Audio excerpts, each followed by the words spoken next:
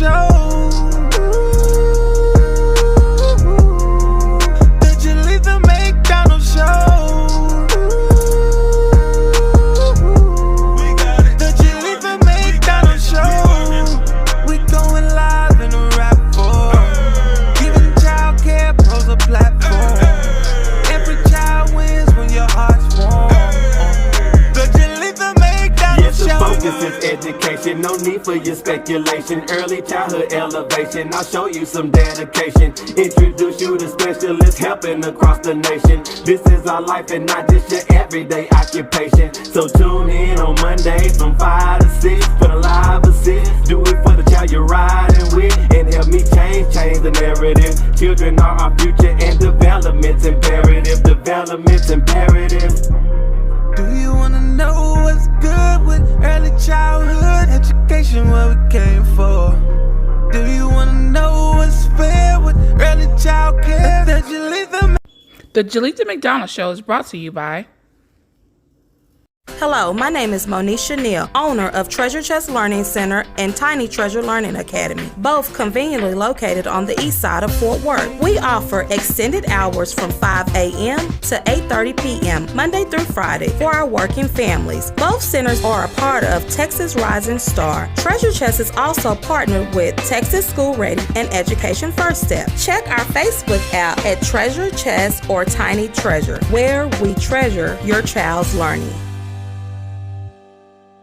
Hi, I'm Jessica Mathias, Operations Director of Kids Early Learning Centers, located in 3 convenient locations, Fort Worth, Arlington, and Midlothian. At Kids Early Learning Centers, we strive to instill kindness, independence, diversity, and self-regulation to create the building blocks as our name implies. If you're looking for a high-quality Texas Rising Star Center, check us out on our Facebook page at Kids Early Learning Centers. Thank you. Looking for reliable childcare? I'm your provider. Come see us today at Ready, Set, Jump Learning Center, where we get kids ready and set to jump to the next level. We are currently located between I-30 and Cooks Lane in Fort Worth, Texas. We're accepting kids from 6 weeks to 12 years of age. There is currently no registration fee and no application fee, so hurry fast. Space is limited. Contact us at 817-851-1749. See you soon.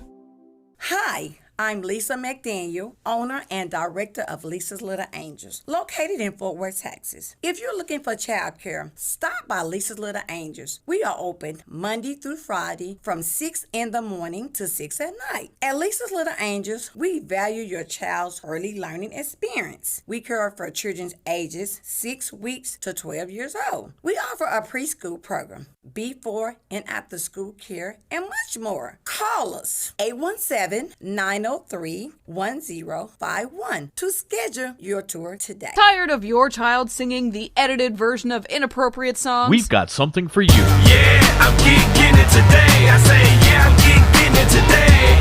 I'm getting my ABCs, all my ABCs, and then you know I'll sing it all day, all day. A is for apple, apple. B is for battle, battle. C is for cattle. Get your copy at everychildwins.com. That's everychildwins.com. everychildwins.com.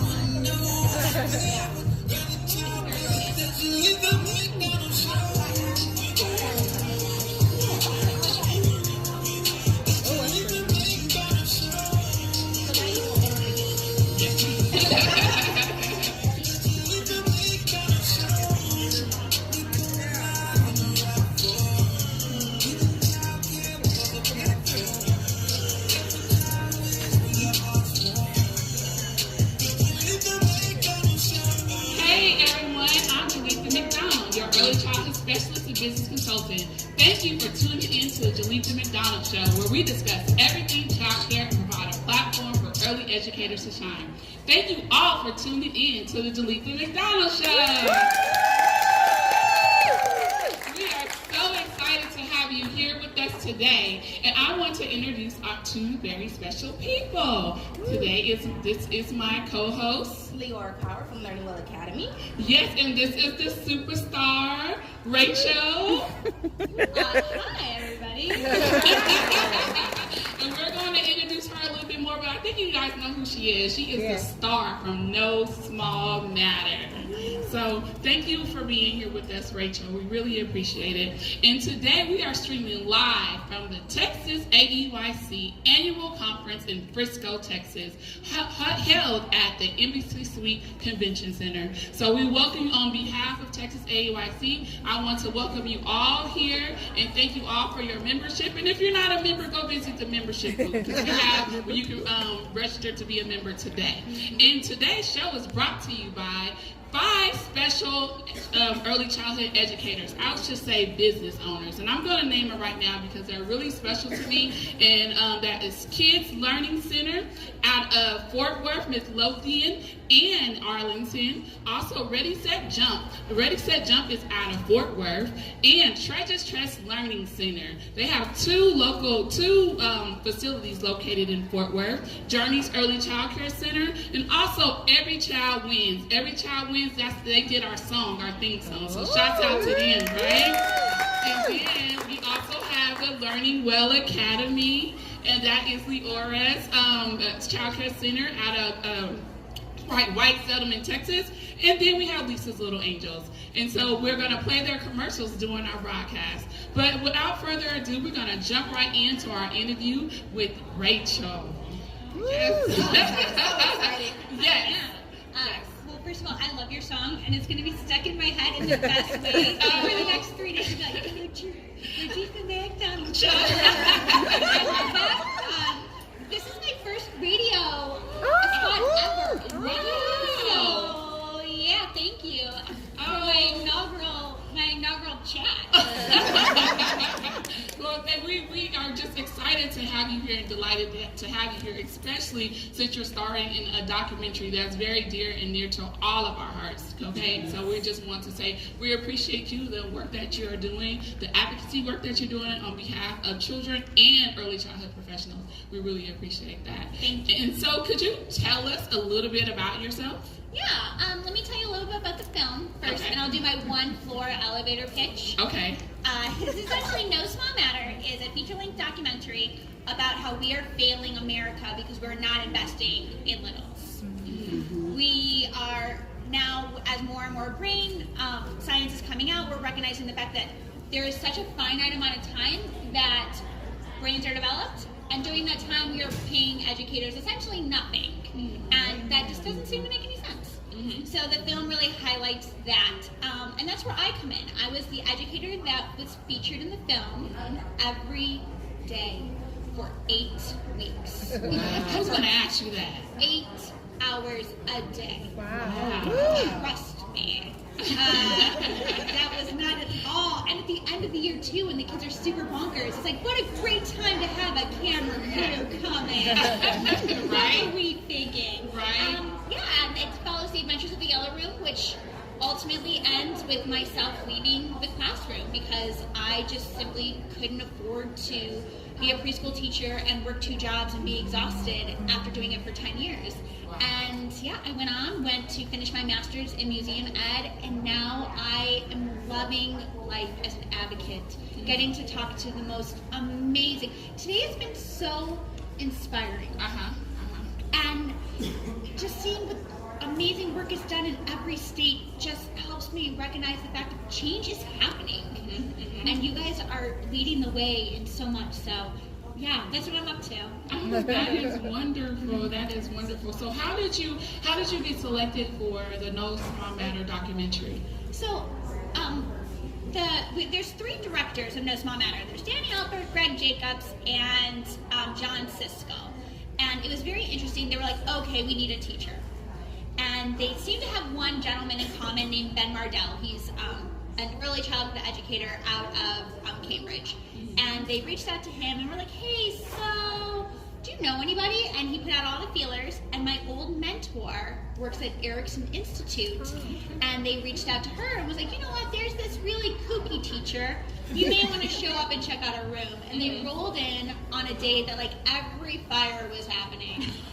And like always happens that way, right? Always, yeah. It's like company came thoughtful that we just want to spend more time. And after all of the lawyers and all of the board agreed, next thing you know, every day. Wow. Yeah. For 8 hours. For 8 hours. With your kids. Oh my goodness. Yes, So the funny thing is, everyone always asks, like, did the kids know? Because there is gigantic balls that are lighting with mics, and we have, a camera the size of your mic around. The children, eventually, they had no idea. Like, somebody rolled in one day with an iPhone and like did like a video, and immediately the kids were like, can we watch it? We're famous. Like, there is a camera crew following you at all times, but you don't know that. Okay. Clearly, I have to teach you to be way more observant. Yeah, so I think it's really important, and I'm so happy and honored that they selected an early childhood professional to be, to feature in this film, not only to highlight the children in the film, but to highlight the early childhood educators. Like you, yourself, and the other lady that was there, they really told your story a little bit and focused in on you, because, face it, without us, there wouldn't be an early childhood education classroom, right? So I'm glad that they have focused on your story as well, and the other lady's story as well in that film. So with that, can you tell us, why do you think the early childhood educator is just as important as the child? So the idea of pedagogy, like if you want to break down the philosophy of all things education, is the idea of walking with the child. You are not walking, pulling that child along. You're walking with them. You are co-conspirators in this game of learning. And it is a give and take situation. So in that sense, I really feel that the film does a great job of demonstrating what that looks like. What does that look like to not give children the answers, but to learn alongside them? That's awesome. Why did you get into the field of early care and education? So yeah, straight up transparency, I hated school. I grew up in the Chicago public school system, which was like rows, worksheets, and working by yourself. And the idea of collaboration, the idea of play wasn't a thing, even though like that's how my family really instilled all of the knowledge I took away was like, let's explore, what can we find? And then just roll into school and it'd be like, why are you talking? Put your head down and do this. It really made me just have this terrible taste in my mouth. Cut to many, many years later, I'm in college for another major, taking a philosophy class, and my teacher comes in and goes, children learn best through play. And it was this like, I'm so sorry, we need to flush this out because nobody else seems to know that. Because did you visit my school? Like, no one's teaching through play. And the more we talked about it, my passion just, it literally jumped out of my chest, and I decided at that moment I needed to become an educator.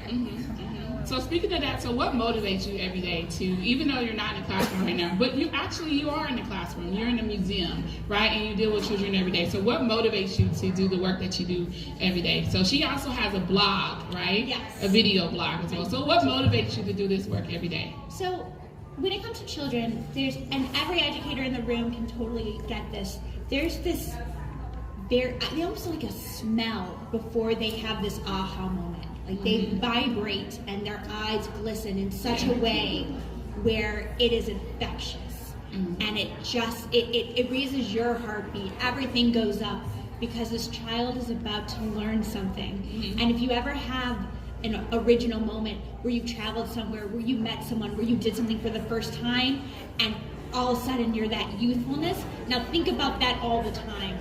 And to see that in a child's eyes when they're about to get something, it's addicting. It is, right?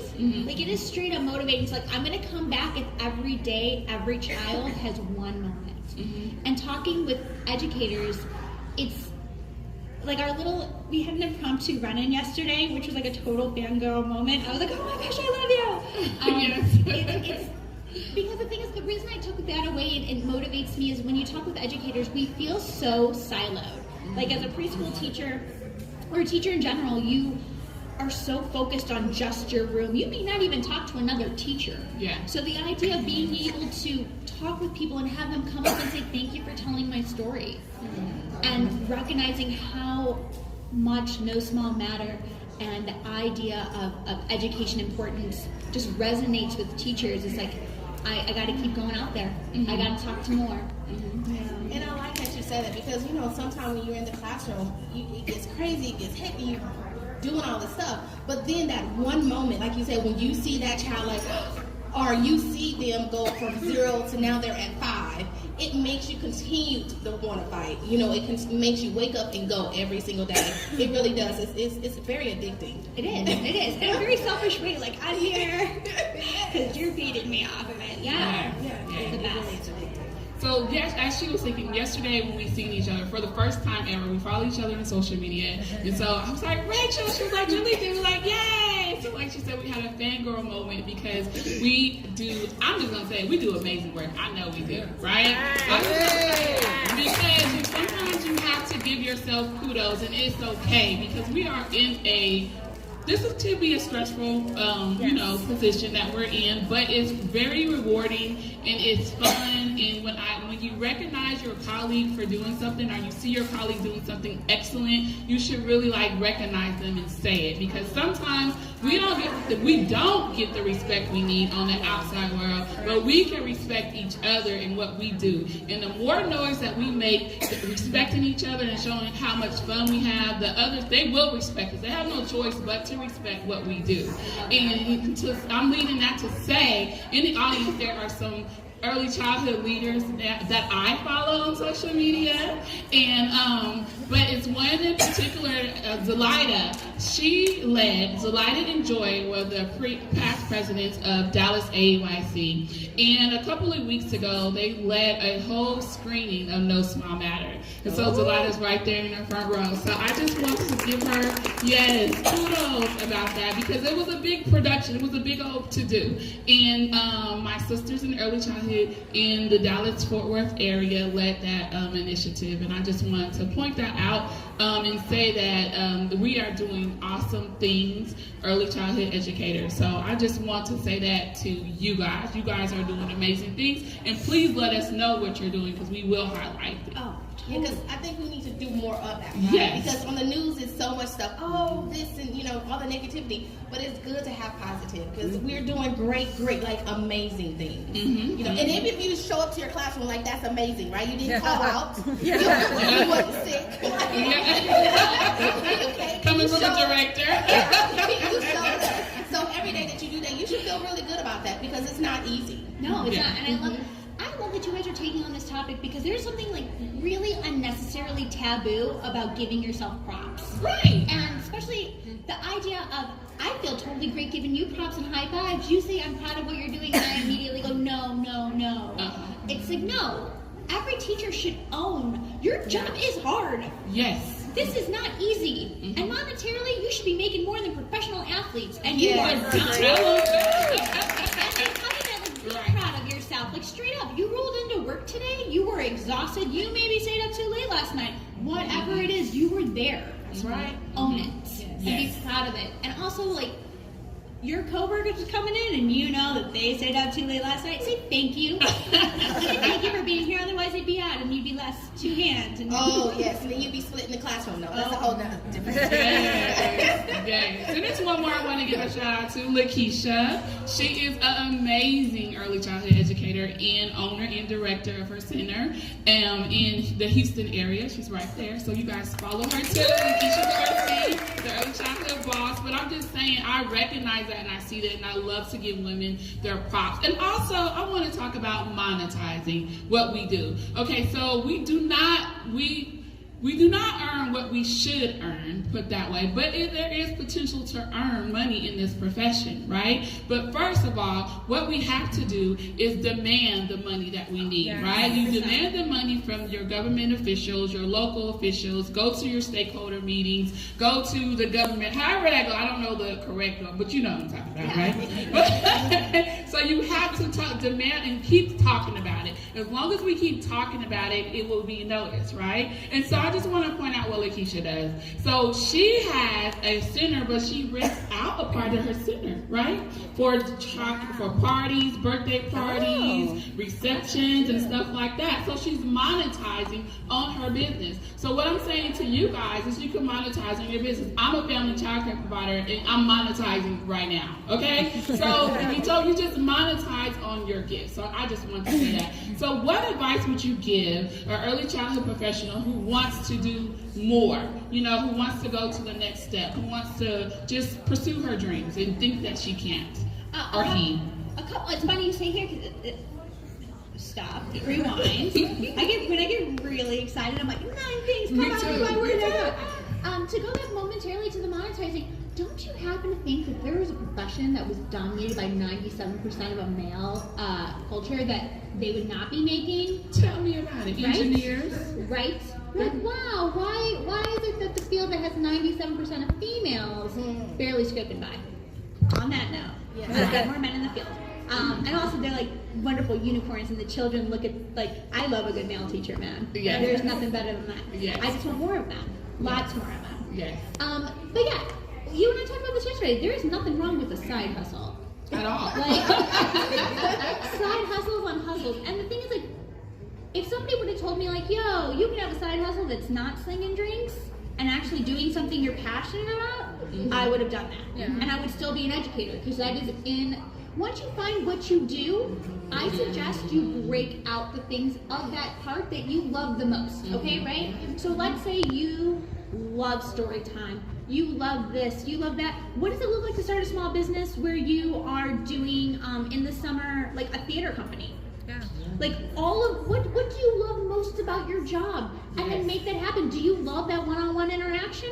That can become, you can become a tutor. And like, yes, because the thing is, like, you know what? I hate to break it to you, you're working 2 jobs. Right. Oh. Like, straight up, like, I am so sorry, but that is not a secret. You're working 2 jobs. Make your second one something you want to do that feeds your first one. There you go. Yeah, and just know this, that everybody has a gift, right? So when you're an educator, you are doing multiple things. You're not just doing one thing. You're the nurse, you're the parent, you're the psychologist, you're the teacher, you're the advisor to the parents. Sometimes you're helping with everything. So take those and you can do amazing things. And when you think, if you feel like you're just trapped as a teacher, you're not. You are multi-talented and multi-gifted. You just have to tap into it and believe that you can do it, because you can. Because if you can run a class of 22, you can do anything. It's nothing that you deal with parents, you are amazing. Yeah. That's a really good point. Yeah. So in our network, we have it's called Arlington VFW Childcare Association, and we have several providers, and this one particular one sticks out to me. She has a green thumb. When I say a green thumb, her garden grows and flourishes, it seems, all throughout the year. So what she does is she hosts classes right there in her backyard for how to, grow your garden and incorporate that into your the early learning experience. So you see, and then we have another one who likes to write curriculum, right? Who can put it I say you better put it in a box and sell it, because people will buy it. Because that's not my gift. I can just tell you that right now. Curriculum is not, I can read the directions and I can do it. But you see what I'm saying? So that's what I'm saying to you all, and we are really passionate about this subject because we're passionate, first of all, about self-care. And that is part of self-care, taking care of yourself as a practitioner, because guess what? If you do not take care of yourself adequately, you cannot take care of that classroom. 100%. Period. The whole airline, put the mask on yourself first. There you go. Why do you think they say that? Yeah. Put yourself first. Yeah. Right. So then we're going to take some questions from the audience. So if you have a question, please stand up and we will answer it. If you have a question. Anybody, I know somebody Don't be has a shy. question. I know you have some questions. Yes. For me? Yes. I was thinking of a question. Oh. I'll come back to you. Okay. And if you answer your question, we have spa bags. We're giving out spa bags. So the first person who asks is the lady in the yellow hat, though, she gets a spa bag because she was the first one that came and had this week. Yay! So we will make sure you get one, okay? And so we have a question right here in the back. Just stand up and project your voice out. Use your teacher voice. Well, seeing the movie yesterday, hearing people to how to begin to become to be an activist or someone who can help and doesn't know where to start, or feeling overwhelmed or feeling afraid to speak up and say, how do I get change in my community or even past my community? For sure. Thank you. And it's good to see you again. I took a cute selfie this morning. First, I talked about this a little bit a moment ago in the PLI conference. Okay, that was it's making noise. I don't know about anybody else, and I don't want to speak for anybody else, but as an educator, the word advocacy is like, I'm not that. I don't wear a fancy suit. I don't wear a tie. I don't know what subsection 24B Prop 8 is. Like, all of these things are really intimidating. And again, I'm speaking for myself. So the idea that I didn't recognize I was an advocate until it was too late. And I had an amazing person at a Day on the Hill session that I followed who looked at me and was like, do you advocate for those kids every day? I'm like, every day. Every day I make sure they have the best. He's like, you need to advocate for yourself. And it's like, I can't do that. He's like, you got a voice, don't you? Mm-hmm. They work for you. Mm-hmm. You elected that. Mm-hmm. And this idea of one, just taking away immediately any idea that you are not worthy. Right? Oh, that's good. Like, get that out of your head. You are in charge, your voice is powerful, and it is the only thing that's going to happen for change. Mm-hmm. You now need an ally, and that ally looks like your parents in that classroom. Mm-hmm. Because you know who else cares about those kids? Those parents. Exactly. And they want you to be the best you, mm-hmm. and they get how hard you work. It's really hard to go to Mr. So-and-so up on the hill and say, I need this, this, and this, and they're like, that's cute, I'm 80, and I haven't had... I'm not throwing out names. I was on the Hill once with my state legislator, and I went on this whole tangent about this and this, and he totally felt me. He's like, I get it. And he goes, but you know what? Toddlers don't vote. And I was like, that's not good enough. Their mamas do. And that's what I said. I was like, but their parents do. Yeah. Right. And he's like, and you know what? Childhood is such a small bit of time that by the time as a parent you're out of it, you're already on to the next thing. You're concerned about what does kindergarten look like? What does high school look like? What does college look like? That you're so glad to be out of that phase, you're not revisiting. So hitting your parents up while they're in your classroom is huge. Now you may have to provide them some information, and that will be like, yeah, guys, did you know there's an election coming up? Make sure you know, and you always want to be bipartisan because you never want to sway someone and put so many vibes out there. But just be like, there's a lot of bills that have to do with early childhood ed. You may want to find out where people are. And give them some quality websites that are like completely bipartisan. Where just like, here's the basic breakdown, and they are on every topic. Like NACI does a huge one, and so does America for Early Ed. If you go there and you just type in like gun control, it'll tell you where every candidate that you can vote for falls. Super black and white, super simple, and you get it. And that's a really good start for advocacy. Yeah. And then when you are feeling it more, hit up those days on the Hill. And tag them on social media, because you know what? They are all on social media. They really are. And and that's the best way to hold them, hold their feet to the fire. It's like, hey, you ran on this. What are you doing about it? Okay.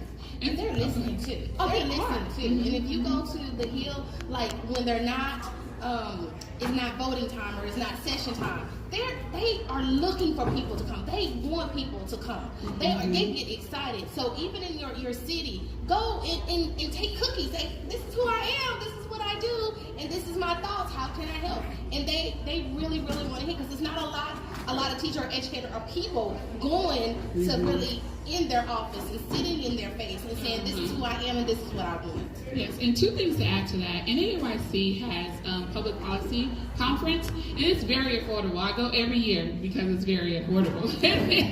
But not only do I go because it's affordable, but I go because they teach you how these simple practices that Rachel is describing, they walk you through it. And then you have a whole day of session and learning about public policy and what it's about. And then also the next day they schedule appointments for you to go see your local senator, legislator.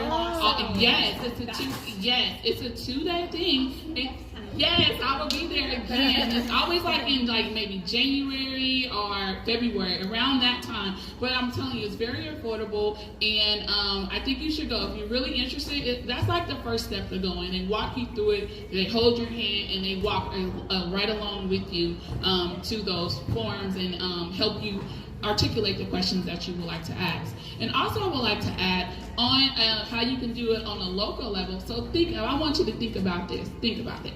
How many of you are on the TRS program, which is in Texas is QRS? Okay. So think about this. So with TRS, what? You have a mentor that comes out, right? Yeah, right. She's a mentor right there. Right? And then you have the assessor that comes out. Now, how many of you take subsidies? Right? I do. Okay, so for subsidy, you get paid by whoever your subsidy agency is. So in my area, it's Childcare Associates, right?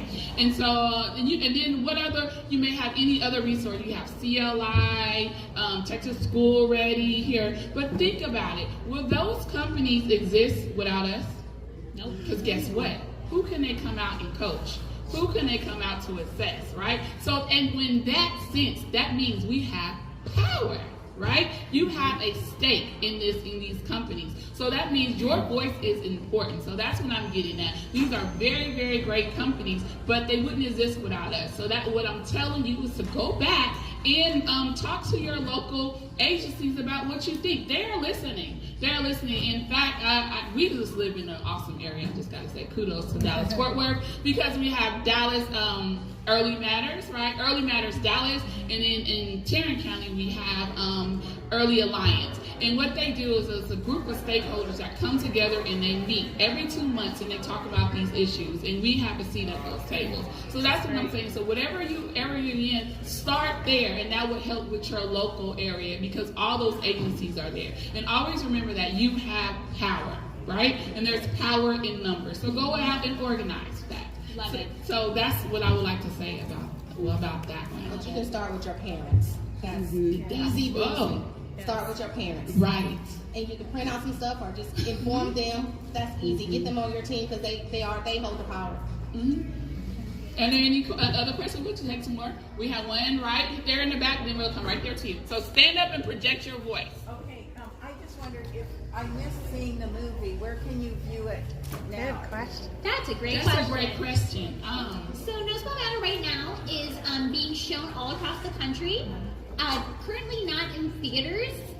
It is having theatrical runs in different places, but I don't believe that Texas is one as of this moment. But you can go to nosmallmatter.com. Let me say it again. nosmallmatter.com, and you can go to contact us, and through there, pull down the link. It'll say, want to host a screening? Or where's the next screening? And from there, you can go ahead, join, and they'll tell you when there's a screening within your area, which is a bonus. But if you want to host one, it provides you all the prompts that you would need if you were looking to do something as small.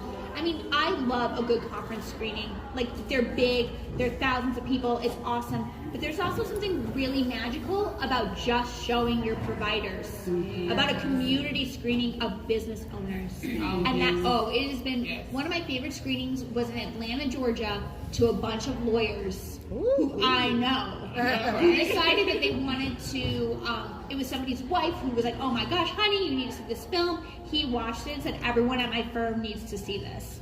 They got a screening and after hours, and they broke down the idea of, and they really focus on the idea of critical thinkers, and that they need to make more if they want more lawyers later on in life. Right. But the idea of the screening doesn't have to be big. No Small Matter will help you figure that out. But yeah, so nosmallmatter.com. Okay. And we have a question right here, and then we'll get to you over here, okay? Okay, so you gotta stand up and project. Okay. So my question was just how, so you say start with your parents, but how, like what is the way to approach them where it's not awkward, or like how do you get into that where it's not, like they think everything's fine, nobody's really complaining about it, and it's like we complain about it to each other, and we kind of, talk about it amongst ourselves, but how do we do that with our parents? Well, first of all, you already have authority, right? Yes. You know that they already trust you because you have their child, their most prized possession is their child. So you already have authority. You just have a conversation like you would in a positive way, right? And it doesn't have to, if you don't want to start with politics, you don't have to. You can just say, okay, this is a smaller scale, this is the needs of the classroom. What if you can start with your classroom? How can we change? When she was talking about play, well, this is an issue that's going on. There's a lot of worksheets of this. We would like to change the dynamic of the classroom and bring them involve them in that process. So it's just little things, but you need to know that you have the authority already. They trust you, so what you say is golden already. I got nothing else. That was great. That was super spot on. Would any of our directors in the audience like to answer that question as well? Anybody? No? Okay. Look at you crushing that. All right. Okay, we have one right here. Okay, my question and concern is, how do directors like myself that have smaller centers get more information about, like, today's the first time I've ever heard of ECE radio. And, You're welcome. There are a lot of us in our area. I'm in Dallas, and I'm in the Pleasant Grove area, but there are a lot of directors that I deal with, and we don't know anything about things like this until we come to a conference, and if we don't make the conference, we never know about it. And we're not computer savvy. That's for these young people. Some of us sweat or get headaches when we have to do new stuff when they make changes on the computer. I'm one of them. So what is there for us being small businesses, owners in the Dallas-Fort Worth area that we can do to make sure we get the information without having to come here? Well, that's a good one. So after this, I can connect you with Commit and Dallas Early Matters.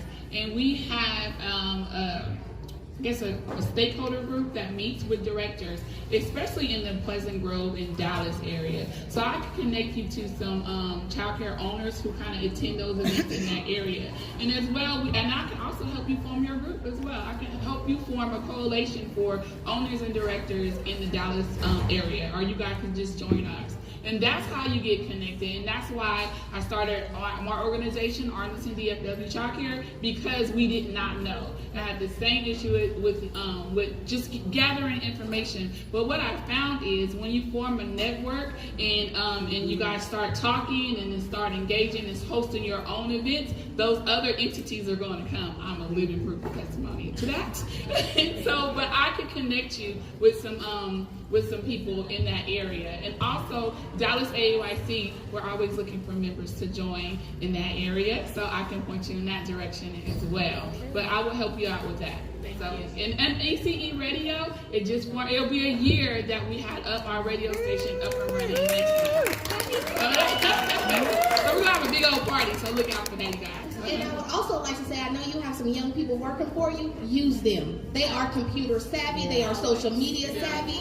And give them a title. Make up, in my program, I have a social media guru, and that is a job. That is a function. They will take it and run with it and wear it with pride.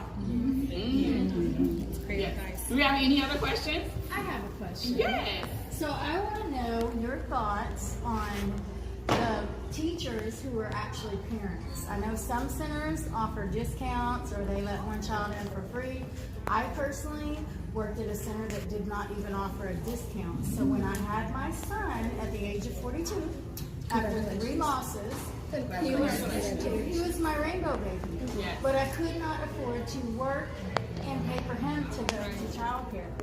And I recently, now I'm in a museum, so we have a lot of teachers come in, and I recently met 3 different educators who cannot afford to take care, they're being paid little or nothing to take care of somebody else's child, but they can't afford childcare for their own child. So what are y'all's thoughts on that? I wish that story was a fringe story, and the fact that that's not, and that is just the norm, is really frustrating. If I had a child, I couldn't afford to send him to the school I taught in any of the schools I've ever taught in, even with a discount. And that is just, I was talking to a woman yesterday who was saying how if she had to find childcare, she would lose money going to work. Yes. Well, I averaged mine out, and if I would have paid for someone else to take care of my child and stayed where I was at, I would have been making $2.50 an hour. So it wasn't even worth So I'm gonna let a director answer that. Yeah. I don't have I haven't had that situation just yet, so I'm gonna let somebody that. We got another director in here. She could piggyback off me. It's kind of a catch-22, right? So I'm a smaller center. So I'm a licensed, a really small, intimate center, and so it kind of. I have teachers, they can bring their children for free.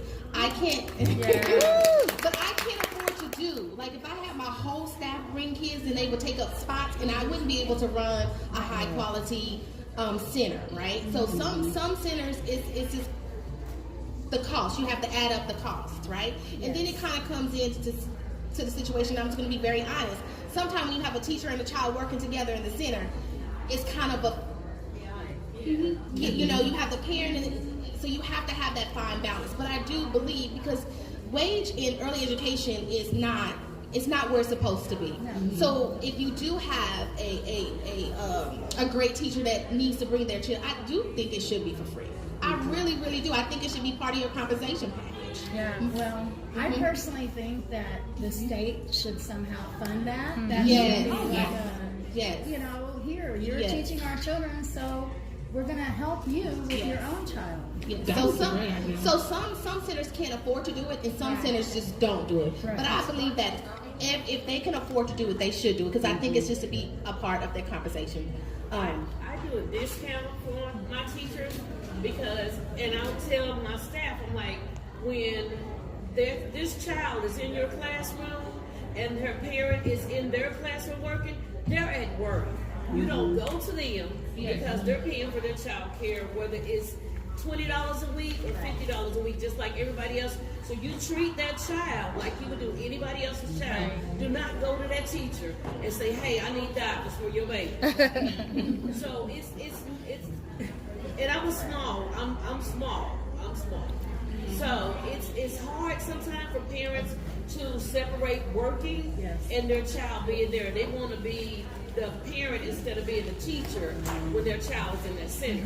So it's just a catch-22 sometimes. You can see with your parents how the parent is to say, "Hey, I'm sorry, you're going to find somewhere for your baby to go because it distracts you. If you hear them cry, you want to leave your kids." So we just have to work with it, and being in a low-income area, my rates they laugh at because they're not like they are on this side of town. And that's just what it is. Do you have something to add? I know you have something that you would like to add. I see the hand over. Me? I was intentionally listening. I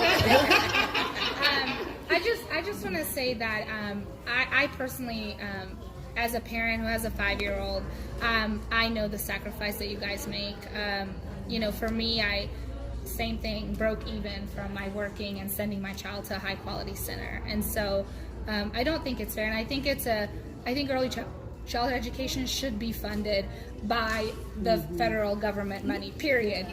So that's my stand on it. I also think our wages should be comparable and fair for the work that we do. And so, you know, I don't think it's an issue that we can really solve until the government allocates those funds that we need to provide high quality care for all children, and for it to be a standard.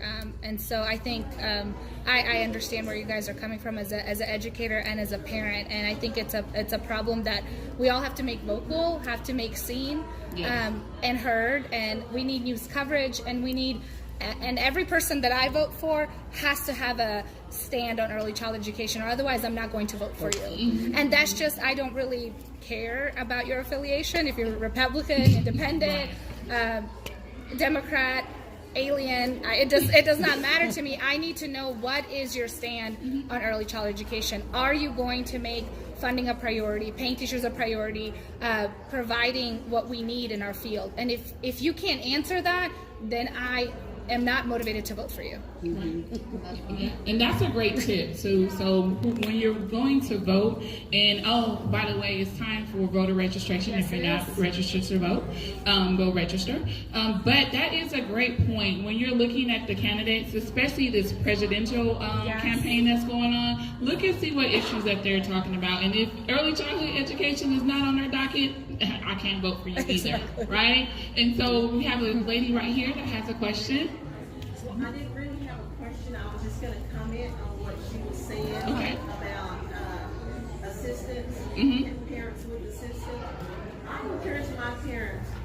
take out child care assistance. And so whatever fee that you receive from them, I accept that fee. And then I still don't charge my parents my teachers is what I'm saying. I don't charge my teachers that parent fee that they impose in on them. I just accept the amount that we receive from child care assistance. Right. That's a great benefit too. That's kudos to that. I think it's hard though because so many people fall into the middle, and we touched on this. That is the problem, because when you seek assistance, you make too much, but when you go to pay for school, I don't make enough. And so it's like this really, the system is designed to make us fail. And the system is broken. And so, we saw that in the movie where she said, I really felt, one of the parents was like, I didn't qualify for CCA, but I don't have enough money to send my child to a high quality center. So you're sort of hovering.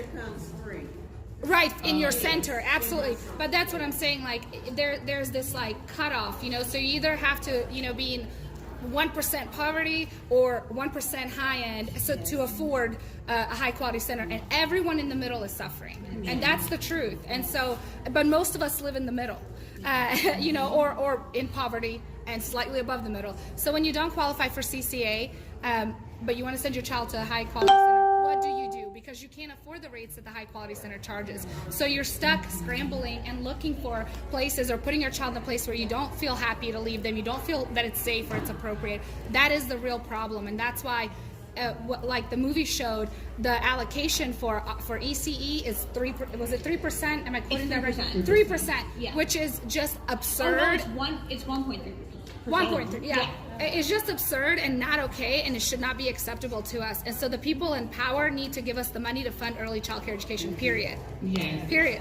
It's one of those things that, like, teachers cannot make any less and parents cannot pay any more. Exactly. So let's look at that system. Yeah. Where is that money going? Because if in 28 states it costs more than college to send a child to preschool, where is that money? And how dare you ask parents for that? Oh, heavens.